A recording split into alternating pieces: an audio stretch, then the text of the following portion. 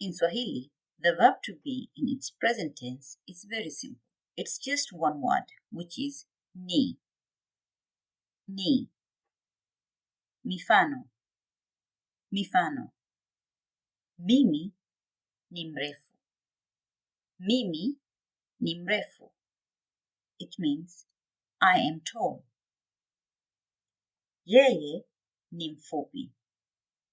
Yeye ni mfupi. He or she is short. Jina langu ni Maida. Jina langu ni Maida. My name is Maida. Ali ni Mtanzania. Ali ni Mtanzania. Ali is a Tanzanian. Sisi ni wanafunzi.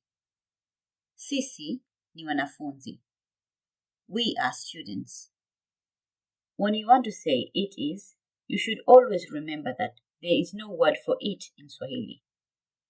And the verb to be is also ni in these cases. The only thing that can be done to clarify it is to use the appropriate demonstratives. You can say this is or that is. Example. Hichi ni kiatu. Hichi ni kiatu. This is a shoe. Hii ni gari. Hii ni gari. This is a car.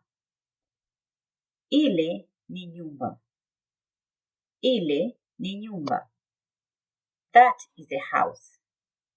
Similarly, you can use the noun and say, mti ni mzuri.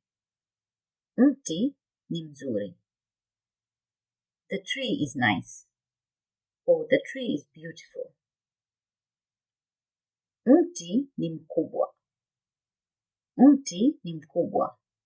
The tree is big. Mkoba ni mzito. Mkoba ni mzito.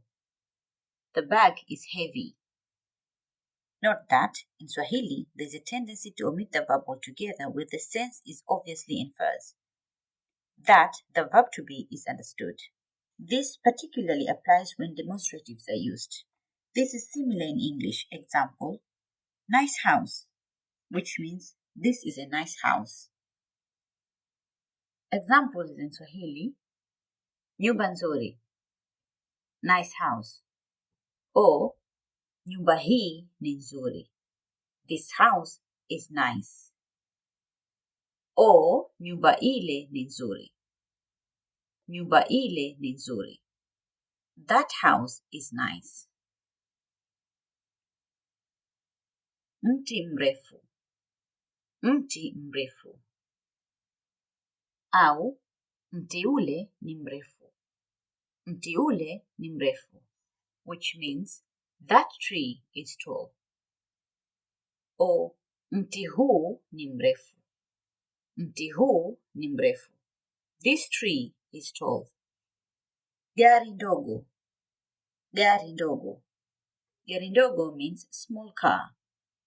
Or gari hii ni ndogo, gari hii ni ndogo, which means this car is small. Or gari ile ni ndogo, gari ile ni ndogo, that car is small.